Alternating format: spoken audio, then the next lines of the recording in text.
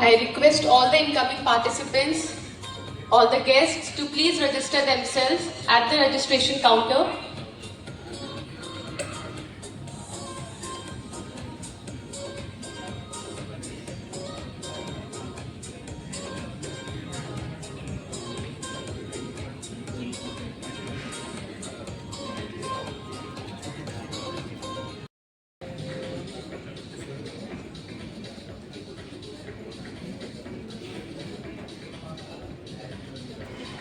Uttarakhand State Football Association. Please welcome our honorable chief guest of the day with a huge round of applause.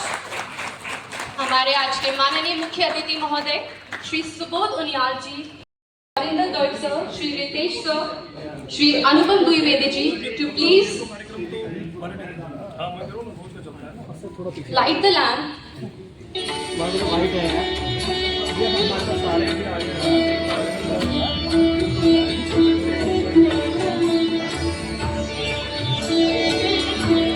To begin any occasion, this is our tradition.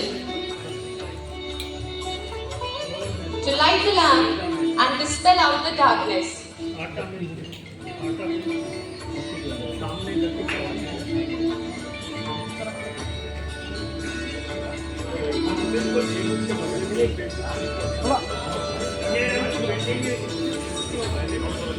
Shubham karoti kalyanam शत्रु बुद्धि विनाशाय दीपम ज्योति नमोस्तुते नमोस्तुते नमोस्तुते।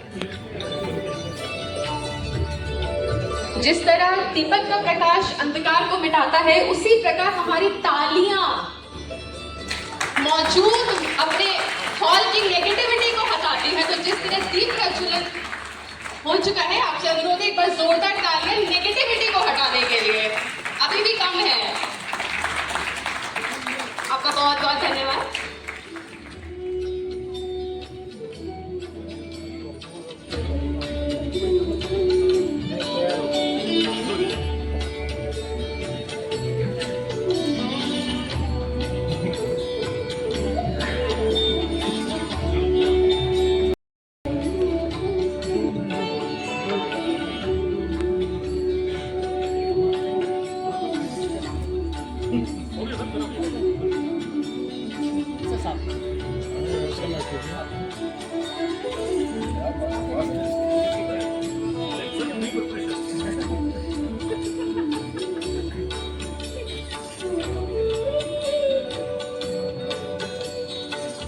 The lamp is lit and the program official beginning.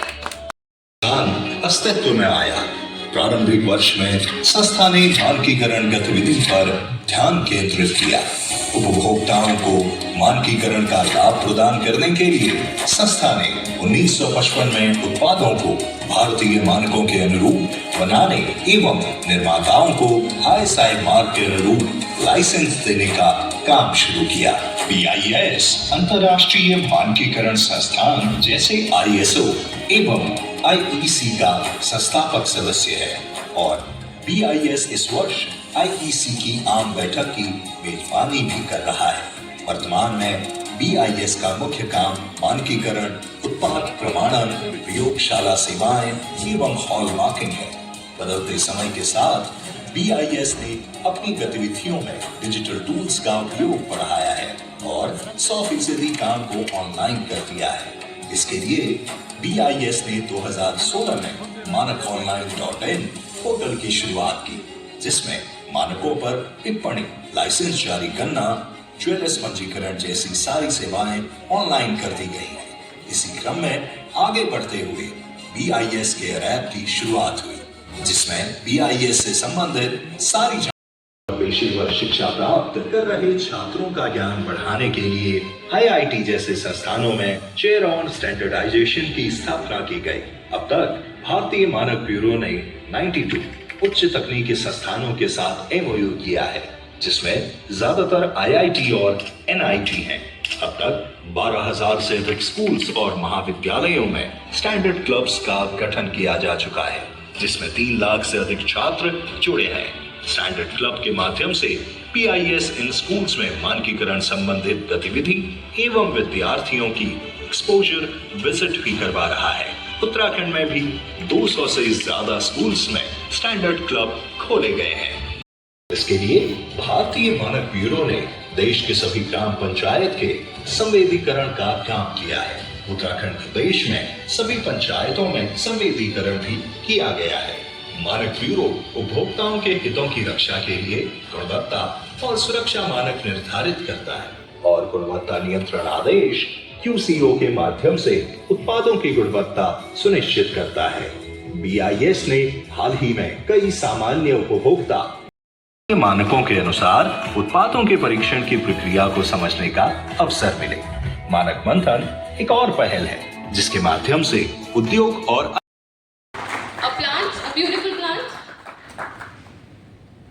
Sir, I request you to please welcome Dr. Harinder Garg, sir, President, Setful Manufacturing Association. One more request to please welcome Shri Anupam Dwivedi ji, Joint Director from District Industry Center. Sir, you are warmly welcome.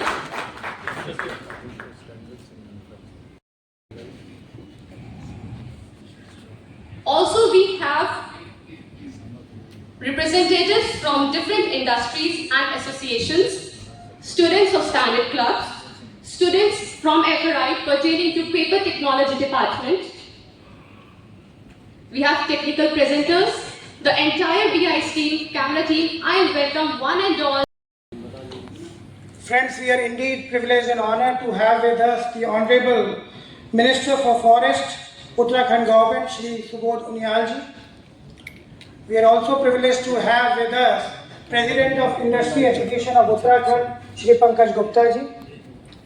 We are also honored to have with us Mr. Harinder Garg ji, President of Small Manufacturing Associations. Apart from that, few guests who are sitting off the dais includes Mr. Ritesh, the Resident Director for PSDCCI. आदरणीय Shri Subodh Uniyal sir, Uttarakhand सरकार इस कार्यक्रम को आयोजित करने के की जो भूमिका पूरी और इसका रूपरेखा तैयार करी आदरणीय श्री स्वरूप तिवारी सर, निदेशक देहरादून चैप्टर भारतीय मानक ब्यूरो। इस कार्यक्रम के सहयोगी 3 संस्थाएं, Indian industries association of Uttarakhand के अध्यक्ष श्री पंकज गुप्ता साहब, सामू इंटरनेशनल के अध्यक्ष श्री हरिंद्र गर्ग साहब और PSDCCI के रीजनल डायरेक्टर श्री सिंह साहब। विषय बहुत ही प्रासंगिक और संवेदनशील।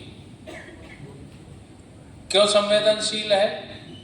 क्योंकि एक तरफ यह पर्यावरण से जुड़ा है और दूसरी ओर बाजार से जुड़ा है। संतुलन हमें साधना है कि एक तरफ हमारा पर्यावरण भी बैलेंस बना रहे और दूसरी तरफ हमारा मार्केट भी न टूटे।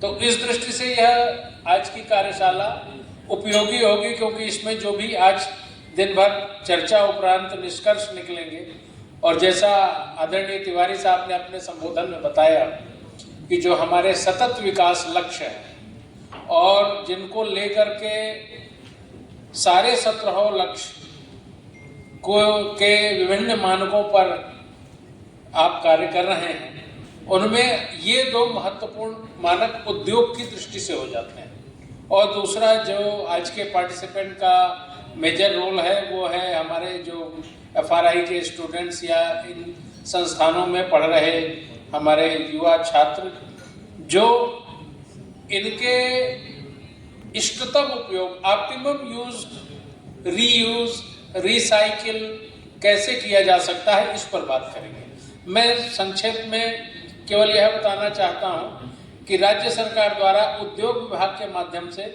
इसमें अब तक क्या क्या कार्यवाहियां की गई हैं। तो सबसे पहले तो जो हमारी राज्य की MSME पॉलिसी है, क्योंकि आप सभी अवगत हैं, अब 125 करोड़ रुपया का पूंजी निवेश प्लांट मशीनरी में और रुपए 500 करोड़ का वार्षिक टर्नओवर जिसका है वो MSME है। तो इस परिभाषा की दृष्टि से देखा जाए तो पूरे भारतवर्ष में लगभग 99% जो आज की तारीख में स्थापित उद्योग, कार्यरत उद्योग हैं, वो एमएसएमई करने में फीस या अन्य टेस्टिंग संबंधी व्यय करते हैं, उसकी 75% तक प्रतिपूर्ति की जाती है और इसमें कोई मैक्सिमम कैपिंग नहीं है। तो ये एक बहुत बड़ा फाइनेंशियल सपोर्ट है कि लास्ट फ्यू इयर्स उसने ट्रांसफॉर्म किया एक मानक मंथन की सीरीज के साथ में। और मुझे लगता है कि पिछले अगर मैं 2 साल का कार्यकाल को बात करूं तो लगातार हर महीने में एक कार्यक्रम या 2 कार्यक्रमों की जो श्रृंखला आपने, और खास तौर पे खाली एक अक्सर आरोप भी लगता है कि हम लोग खाली देहरादून, हरिद्वार या रुद्रपुर में ये कार्यक्रम करते हैं, लेकिन आपने उस फोरम को सुदूर पहाड़ में भी और ऐसी जगह जहाँ कोशिश की जहाँ पे लगभग कई बार हम लोग भी शायद कार्यक्रम करने में हिचकिचाते हैं, आर्मी एरिया से लगा के और हिली एरियाज में, पिथौरागढ़ से लगा के और लगभग हर जगह पे। और एक अनटेप्ड एरिया था जो यहाँ मैं स्टूडेंट्स को, फ्रेटर्निटी को देख रहा हूँ, जो फ्यूचर है इंडस्ट्री का, ट्रेड का और भविष्य है हमारे सबका, उनके साथ में इंटरेक्शन करना, यानी कि योजना नहीं, एक चीज़ों को इंसाइटफुल तरीके से समझाने का प्रयास करना। द्विवेदी जी, हरिंदर गर्ग जी, राजीव अग्रवाल जी, राकेश भाटिया जी एवं अन्य सम्मानित अतिथि और मीडिया के साथी, मानक मंथन, और जब हम स्टैंडर्ड्स की बात करते हैं इंडस्ट्रीज के लिए, मैं ज़्यादा ना बोलते हुए क्योंकि हम माननीय मंत्री जी को भी सुनना चाहेंगे, उसके बाद हमारे टेक्निकल सेशंस भी हैं और देर बहुत हो गई है, मैं एक बहुत छोटे से शब्द में आपके लिए एक चीज़ रखूँगा कि जब हम स्टैंडर्ड्स की बात करते हैं तो अगर हम ये सोचें कि ट्रैफिक रूल्स क्या होते हैं और वो मैन्युफैक्चरिंग के लिए ट्रैफिक रूल्स की तरह अगर हम उसको देखें, ये एक डिफाइन करता है कि किस लेन में हमें चलना है, क्या क्वालिटी पैरामीटर्स हमारे लिए बनाए गए हैं या हमारे लिए हैं, ये हमारी स्पीड को स्पेसिफाई करता है, परफॉर्मेंस थ्रेशोल्ड वगैरह के बारे में हमें जानकारी देता है, एनफोर्सेस सेफ्टी फीचर्स, गार्ड्स और वार्निंग जो इसमें है, किस तरह के मेटल्स हमें यूज़ करने चाहिए, किस क्वांटिटी तक हमें उन मेटल्स को इस्तेमाल करना चाहिए, किस तरीके से हमें प्रिकॉशंस लेने चाहिए अपने मैन्युफैक्चरिंग में प्रोडक्ट्स को बनाते वक्त। अगर एक छोटा सा एग्जांपल अगर लें, हेलमेट जो हम स्कूटर राइडर्स पहनते हैं, अगर वो BIS या ISI मार्क नहीं होती और अगर हम बाजार से एक वैसे घटिया सी कोई हेलमेट जो रोड साइड पे बिकती है उसको खरीद ले, जब एक्सीडेंट होता है तो वो हमारे लिए घातक सिद्ध हो सकती है। और BIS ISI मार्क हेलमेट अगर हम लें, वो डेफिनेटली आपका जो है रक्षा करेगी, बचाव करेगी। और पेनलाइजेस वायलेशंस, अगर हम कोई वायलेशंस कर रहे हैं, मैन्युफैक्चरिंग स्टैंडर्ड्स का कंप्लायंस नहीं कर रहे हैं, तो वहाँ पे पेनल्टी के प्रोविजंस भी हैं।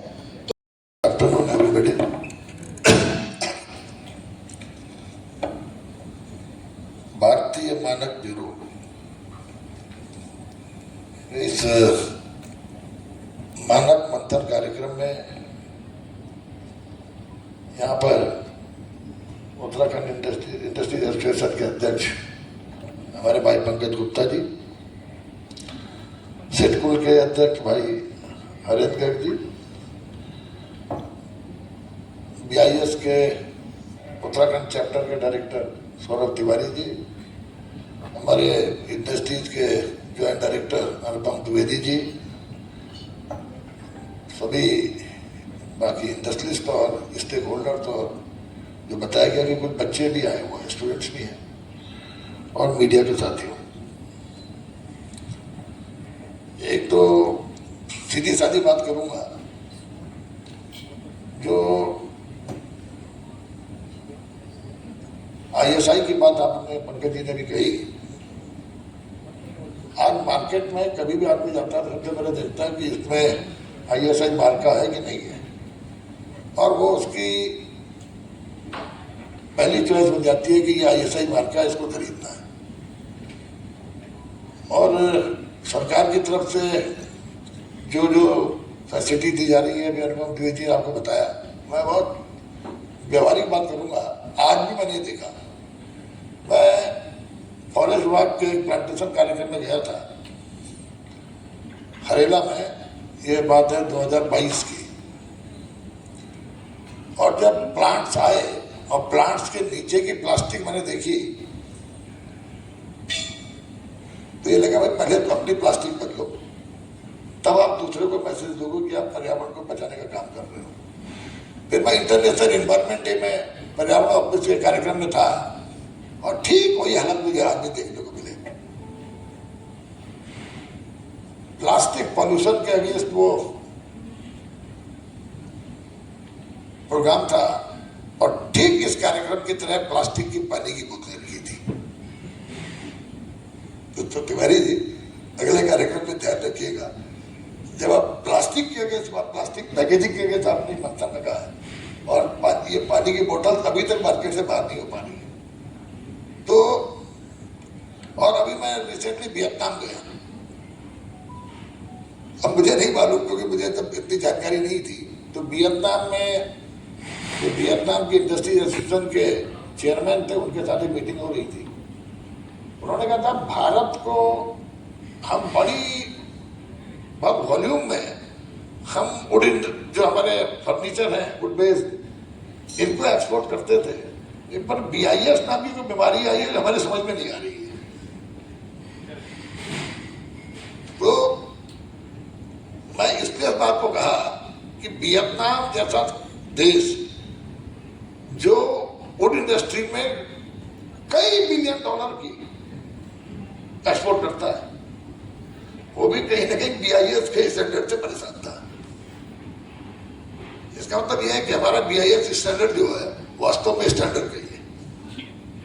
कोई स्टैंडर्ड आपने रखे होंगे जिसको वियतनाम का वुड इंडस्ट्री ने मीट आउट नहीं कर पा रही, तो वो इसीलिए मुझे अभी मैं नाम एक उन्होंने कुछ कहा था, मैं परेशान है। मैंने फोन करके अपने MD से पूछा, यार उन्होंने क्या कहा था, उसने किस चीज से परेशान किया था, BIS स्टैंडर्ड से। तो और आज बात है पेपर पैकेजिंग की। देखिए मैं तो कृषि मंत्री भी रहा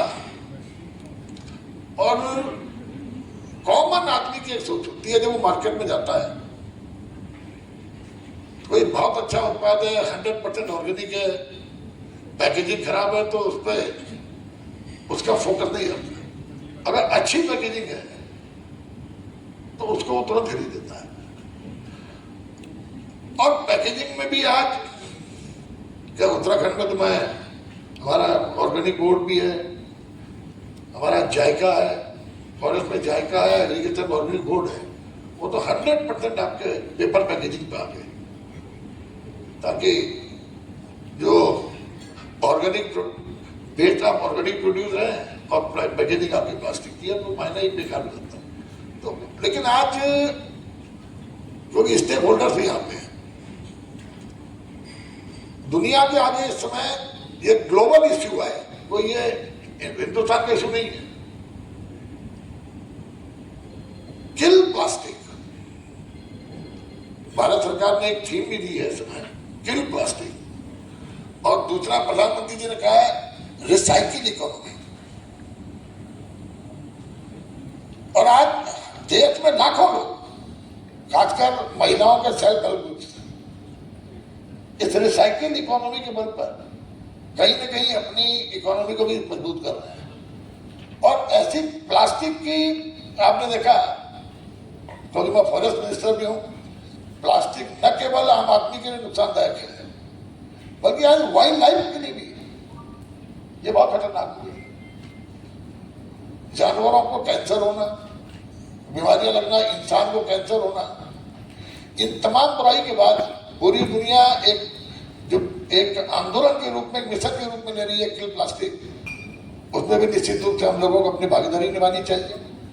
और पेपर पैकेजिंग, जिसको लेकर के मुझे बताया गया कि आपने कई प्रयास किए, कई इनोवेटिव भी आपने, एक मैंने सुना आपने जो फाइबर बोर्ड बॉक्स आपने बनाया है, कोई IS 2771 इसका आपको नंबरिंग होगी आपकी, IS 1300 777 क्राफ्ट पेपर और IS 11805 जो आपने पॉलीथीन पाउच बनाए हैं मिल्क प्रोडक्ट्स के लिए, और तमाम तक जो आपने 21,000 या 23,000 इस तरह आपके प्रयास हैं। मैं इसके लिए आपको बधाई भी देता हूँ। और पेपर पैकेजिंग के लिए जनता के बीच में अवेयरनेस आई, इसके लिए आपने मंथन का इस वर्कशॉप का आयोजन किया। इसका टेक्निकल सेशन इसके बाद होगा, उसके लिए मैं BIS को बहुत बहुत शुभकामनाएं देता हूँ। और आज जो समय की मांग है कि हम प्लास्टिक को पूरी तरह से एलिमिनेट करें और पेपर पैकेजिंग को ज़्यादा फोकस करते हुए आज दुनिया के प्रोडक्ट के मुकाबले हिंदुस्तान के प्रोडक्ट को खड़ा करके प्रधानमंत्री जी का लोकल फॉर वोकल, जो वोकल फॉर लोकल और जो भारत की इकोनॉमी को दुनिया की तीसरी सबसे बड़ी इकोनॉमी बनाने का जो सपना है, उसमें आप सब भी अपनी सहभागिता निभाएं, भागीदारी निभाएं। इसके लिए BIS किस तरह, मैंने आपसे वियतनाम का जिक्र किया, तो इसका मतलब BIS का एक अपना परसेप्शन अच्छा है कि साहब BIS का अगर ये ISI मार्का है तो ये स्टैंडर्ड का सामान होगा, तो लोग निश्चित रूप से जहाँ आपके उत्पाद के प्रति भी लोगों के अंदर एक उत्सुकता बढ़ेगी। जैसे आज देखते हैं आप तो टोटली परसेप्शन का खेल है। मंडवा मिलिट्स, आज पूरी दुनिया में मिलिट्स की डिमांड है। जो मैं जब किसी मंत्री था तो मुझे मालूम हुआ कि किसान से जो हमारे आड़ती हैं वो 11 रुपए से 18 रुपए किलो तक मंडवा ले रहे हैं। और मार्केट में मंडवा, क्योंकि मैं मंडवा बहुत खाता था, वो अगर मैं 40 रुपए किलो था। और जो सावा का चावल कहते हैं, जिसको चमोरा कहते हैं पहाड़ों में, इसको 20 रुपए केजी किसान से लेकर के मार्केट में 100 रुपीज केजी था। ये बासमती से महंगा था। लेकिन अगर शौक जब आप, वो क्या है आपका, वो अमेजोन है, वो ऑनलाइन 250 रुपए केजी मंडवा। तो आज एक परसेप्शन आपके दिमाग में लगे था अमेजोन से ऑनलाइन लेना है, उससे 250 लेने बाद भी खुश है। ऐसे आपका एक MBA है, क्या है वो, MBA के प्रोडक्ट में और बाकी प्रोडक्ट्स में जमीन आसमान के अंतर है। तो हमें भी अपने प्रोडक्ट्स को इस तरह परसेप्शन बनाने की आवश्यकता है कि ताकि लोग ये देखें कि ये प्रोडक्शन BIS मार्का है, तो निश्चित रूप से आम आदमी उसको बिना किसी फिक्र के उसको खरीदने का काम करे। तो उसके दो फायदे हैं, आप स्टेक होल्डर्स के, आपका जो प्रोडक्ट है उसका भी लोगों में एक पॉपुलरिटी बनेगी, और दूसरा पर्यावरण को बचाने में अपनी भूमिका निभा पाएंगे। क्योंकि जो मैं बात कह रहा था कि आज दुनिया के सामने सबसे बड़ा challenge global warming, climate change और वाटर लेवल का लगातार गिरना है। और वाटर लेवल के पीछे तो बहुत बड़ा कारण प्लास्टिक था। हमारा जितना पानी बारिश में आया है, जब जितना इसको जमीन ऑब्जर्व करती थी, प्लास्टिक के कारण कहीं ना कहीं वो क्षमता भी खत्म हुई। इसके कारण जमीन की जो फर्टिलिटी थी उस पर भी असर पड़ा, और आपकी प्रोडक्टिविटी पर भी इसका असर पड़ा। उत्पादन भी कम से कम, उसकी यील्ड भी कम हुई। और तीसरा, जो जहर इसमें उगला, उस जहर ने आम आदमी से लेकर वाइल्ड लाइफ के जीवन को भी एक खतरा पैदा किया। भारतीय मानक ब्यूरो के द्वारा जो आज ये एक यहाँ पर मंथन किया, इस तरह से प्लास्टिक पेपर के द्वारा रिप्लेस करें प्लास्टिक पैकेजिंग को। इससे एक तो जो बहुत बड़ा आज पर्यावरण को खतरा है प्लास्टिक के कारण, और पूरा देश, पूरी दुनिया इसको लेकर चिंतित है। जिस तरह इसने वाटर लेवल को कम करने में इसकी बहुत बड़ी भूमिका, इस तरह बीमारियों में इसकी बहुत बड़ी भूमिका, और केवल इंसान पे नहीं बल्कि वाइल्ड एनिमल पे भी इसका बड़ा विपरीत असर पड़ा। और जो प्रोडक्टिविटी है जमीन की, जहाँ वो भी कम हुई, वहाँ इंसान के सेहत पे भी इसका असर पड़ने से किस तरह आज प्लास्टिक को छोड़ना, भारत सरकार का भी कहना है किल प्लास्टिक। प्लास्टिक को छोड़ के हम पेपर पैकेजिंग पे किस तरह आए, उसके कई फायदे हैं। एक तो डिग्रेडेबल है, आप देखते हैं कि सामान, अब फॉरेस्ट डिपार्टमेंट में भी प्लास्टिक लगा में प्लांटेशन आया करते थे, अब धीरे धीरे उसको पूरा समाप्त करने का काम किया। तो आज ये जरूरी है कि मानवता को बचाने के लिए हम पोल्यूशन कितना कंट्रोल हम कर सकते हैं, उसके लिए जरूरी है कि हम पेपर पैकेजिंग पे ज़्यादा फोकस करें। और भारत की जो मानक ब्यूरो है, इसने जो उसके स्टैंडर्ड्स बनाए हैं, क्योंकि देखिए व्यापार में आपको व्यापार भी करना है तो पैकेजिंग सुंदर भी होनी चाहिए। और मैं निश्चित मानता हूँ कि पेपर पैकेजिंग में कुछ चैलेंजेस हैं। उन चैलेंजेस को मतों पार करने के लिए किस तरह प्लास्टिक को छोड़कर पेपर पैकेजिंग को बढ़ावा दिया जाए। आज का ये जो मंथन है, मैं समझता हूँ इसका टेक्निकल सेशन जो शुरू होने जा रहा है, इसमें ये बहुत लाभकारी होगा। और क्योंकि स्टेक होल्डर्स भी हैं, पेपर टेक्नोलॉजी से जुड़े बच्चे भी इसमें आए हुए हैं और इंडस्ट्रीज में, और तो जो थोड़ा बहुत चिंता और प्रकट की गई फार्मा इंडस्ट्री में भी किस तरह ये पेपर पैकेजिंग के एक स्टैंडर्ड की पेपर पैकेजिंग को वहाँ भी इंट्रोड्यूस किया जाए, इसको लेकर के चर्चा भी है। तो ये अच्छा प्रयास है और मैं इसके लिए BIS को बहुत बहुत बधाई देना चाहता हूँ। और खासकर इंडस्ट्री जो एसोसिएशन है और हमारी सिडकुल एसोसिएशन, इन दोनों के अध्यक्ष भी यहाँ पे हैं। तो इनके साथ बात करने के बाद किस तरह हमारे, क्योंकि हमारा राज्य जो है आज फार्मा इंडस्ट्री में दुनिया देश के अंदर नंबर 1 के राज्यों में हमारी गिनती होती है। और मैन्युफैक्चरिंग में भी हम लोगों ने काफी अच्छा रोल इस समय हमारे राज्य का है। तो इन मैन्युफैक्चरिंग को मार्केट में आपको ले जाना हो तो किस तरह वो स्टैंडर्ड का सामान हो, ताकि उसको एक्सपोर्ट भी अगर किया जाए तो क्योंकि बाहर के हमारे से ज्यादा बाहर के देशों में स्टैंडर्ड पर बहुत बड़ा फोकस किया जाता है। और BIS का तो मैं इसलिए बधाई आज दी। मैं वियतनाम जब गया था तो वियतनाम में फूड इंडस्ट्री में वियतनाम का एक कई बिलियन डॉलर का वो एक एक्सपोर्ट कंट्री है, लेकिन भारत के अंदर उनका एक्सपोर्ट घटा। उसका कारण था BIS के मानक। तो इसका मतलब BIS के मानक दूसरे देशों के मानकों से ज्यादा टफ हैं, क्योंकि अमेरिका सबसे ज्यादा वो एक्सपोर्ट करता है अमेरिका को। उसको US में इतनी प्रॉब्लम नहीं है जितनी हिंदुस्तान में। मतलब हमारे BIS के मानक जो है वो ज्यादा बेहतर है और उनको मीट आउट करना कोई आसान काम नहीं है। तो मैं समझता हूँ इससे हमारा देश में भी जो क्वालिटी है सामान की, वो क्वालिटी भी सुधरेगी। और क्योंकि हमको आज एक एक्सपोर्ट कंट्री के रूप में स्थापित होना है, तो एक्सपोर्ट कंट्री के रूप में स्थापित होने के लिए जरूरी है कि हमारा उत्पाद जो हो वो एक स्टैंडर्ड का हो। तो BIS की भूमिका इसके लिए बड़ी महत्वपूर्ण है। मुझे विश्वास है कि आज की ये मंथन कुछ ना कुछ देखे जाएगा। सर एक सवाल और है, हर साल जो है जंगलों में बहुत बड़ी तादाद में पौधारोपण किया जाता है, तो उन्हें जो जीवित रखने की दर है उसको बढ़ाए रखने के लिए तकनीकी का आपने देखिए, हरेला को आप दूसरे प्लांटेशन से अलग कर दीजिए। हरेला में तो मैं समझता हूँ सर्वाइवल रेट अच्छा होता होगा, क्योंकि हरेला में कम्युनिटी इन्वॉल्वमेंट है। हरेला हम जनता के साथ मिल करके इस बार भी हमारा टारगेट 1,50,00,000 का है।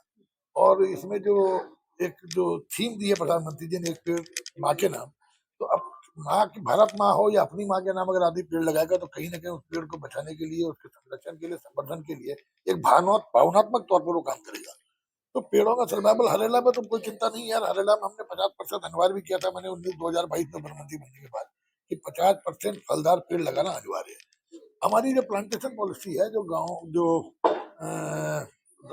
वन विभाग की, उसमें कहीं ना कहीं कुछ खामियां थी जिस कारण सर्वाइवल रेट कम रहता था। उसको पारदर्शी बनाने के लिए हम लोगों ने उसको पब्लिक डोमेन में डालने का निर्णय लिया कि ताकि जितने भी प्लांट्स कोई डिवीजन लगाएगी, कितने प्लांट्स लगाए, किस किस स्पीशीज के लगाए, ये सब डिपार्टमेंटल वेबसाइट में डालकर पब्लिक डोमेन में इसको डालना अनिवार्य कर दिया गया, ताकि उस पर्टिकुलर इलाके के लोग काउंटर चेक कर सके कि अगर उनके जो गांव के सराउंडिंग फॉरेस्ट में फलानी सेक्शन ने कितने पेड़ लगाए हैं जो वहाँ के क्लाइमेटिक कंडीशन को सूट करते हैं, कितने पेड़ फलदार लगाए हैं, कितने पेड़ घास जाति के लगाए हैं। इस सब को पब्लिक डोमेन में डालने के कारण एक पारदर्शिता आएगी और मैं समझता हूँ सर्वाइवल रेट में बहुत बड़ा सुधार आएगा। तकनीकी और ड्रोन का इस्तेमाल ठीक है, ड्रोन का इस्तेमाल तो आज ड्रोन टेक्नोलॉजी तो हम देखिए, अभी मैंने कहा फॉरेस्ट में ड्रोन टेक्नोलॉजी का मतलब है कि आप जो एंटी पोचिंग उसमें मुश्किल से उसको यूज करें। पोचिंग आजकल हो रही है कि लकड़ी चोरी होती है, जानवरों को मार दिया जाता है, तो इसको रोकने के लिए हमने GIS सिस्टम से कॉर्बेट में शुरू कर दिया है। लेकिन ड्रोन टेक्नोलॉजी इतनी इफेक्टिव इसलिए नहीं है हमारे यहाँ कैमरा ट्रैपिंग ज्यादा इफेक्टिव है, GIS ज्यादा इफेक्टिव है, क्योंकि बहुत डेंस फॉरेस्ट है। तो डेंस फॉरेस्ट के अंदर की क्या गतिविधियां, उसको ड्रोन से आप बहुत जल्दी आपके पकड़ में नहीं आ सकता। इसलिए हमारा ज्यादातर ये है कि हम GIS के माध्यम से और ये आपका फेंसिंग से और जो और अन्य तरीके आज के हैं, जो प्रधानमंत्री जी ने कहा था कि आर्टिफिशियल इंटेलिजेंस के माध्यम से, तो प्रधानमंत्री जी की सोच को हमने पायलट तौर पर कार्बेट में उसको शुरुआत की। सर ये विभागीय स्तर पर BIS को छोड़कर क्या राज्य सरकार अपने स्तर पे पॉलीथीन का जो पैकेजिंग है उससे हट करके देखिए, हम तो इसमें पैकेजिंग के लिए कोई नियम बना रही है? हमने तो किल प्लास्टिक से एक मिशन के रूप में इसके सबको शुरुआत की है। मिशन के रूप में हम उसको लेके चल रहे हैं। और देखिए, फॉरेस्ट डिपार्टमेंट ने भी सबसे पहले जो हम प्लास्टिक की पैकेजिंग आती थी प्लांट्स की, उसको बदलने के लिए निर्णय लिया। और सरकार ने प्लास्टिक पर पूरी तरह बैन लगा करके फाइन का प्रोविजन किया हुआ है। तो ये देखिए, सरकार एक रेगुलेटरी अथॉरिटी है, सरकार रेगुलेशन बनाती है, और उसको जो वायलेट करेगा उसको फाइन किया जाएगा। लेकिन ये तो स्वयं लोगों को, ये आम आदमी से जुड़ा हुआ प्रश्न है, ये आने वाली पीढ़ी के भविष्य का प्रश्न है। इसमें सबकी सहभागिता जरूरी है। प्रधानमंत्री जी का भी कहना है, किसी भी आपदा को बिना आप जन सहभागिता के जीत नहीं सकते। तो एक आंदोलन के रूप में इसको सबको लेना पड़ेगा, आम आदमी को। इसीलिए जागरूकता, इसीलिए जैसे BIS ने भी किया है मंथन। इससे कुल मिलाकर के बिना जनता को इन्वॉल्व किए हुए आप नहीं सफल हो सकते। जब जनता को इसकी जानकारी होगी तो कहीं ना कहीं इस पर रोक लगेगी। एक सवाल और था सर, कि जैसे ISI मार्क जो होता है, मार्केट में जो हम कोई सामान परचेज करने जाते हैं तो अगल बगल के 2 दुकानों में ISI मार्क तो उस पर होता है, लेकिन दोनों का रेट अलग अलग। तो इसके लिए कोई समाधान है क्या? देखिए, ऐसा है, आप जाइए, कुछ कंपनियां ऐसी हैं मेडिकल सेक्टर में जिनमें एंटीबायोटिक की कॉस्ट जो है 200 रुपए टैबलेट है, और कुछ की 20 रुपए टैबलेट है। देखिए, ये कंपनी की साख क्या है, कंपनी के उत्पाद का परसेप्शन क्या है, इस हिसाब से चलता है। आप कपड़े भी कपड़ा आप देखिए, हेयर कपड़ा कॉटन ही है ना। कोई कॉटन आपको 50 रुपए मीटर मिल रहा है, कोई आपको 10,000 रुपए मीटर मिल रहा है। देखिए, तो अलग अलग क्वालिटी। एक ही ब्रांड की बात है। देखिए, मैंने आपका कंपोजिशन एक हो सकता है, दवाइयों में एंटीबायोटिक में भी कंपोजिशन एक है, लेकिन कंपनी की साख के हिसाब से उनके रेट्स अलग अलग है।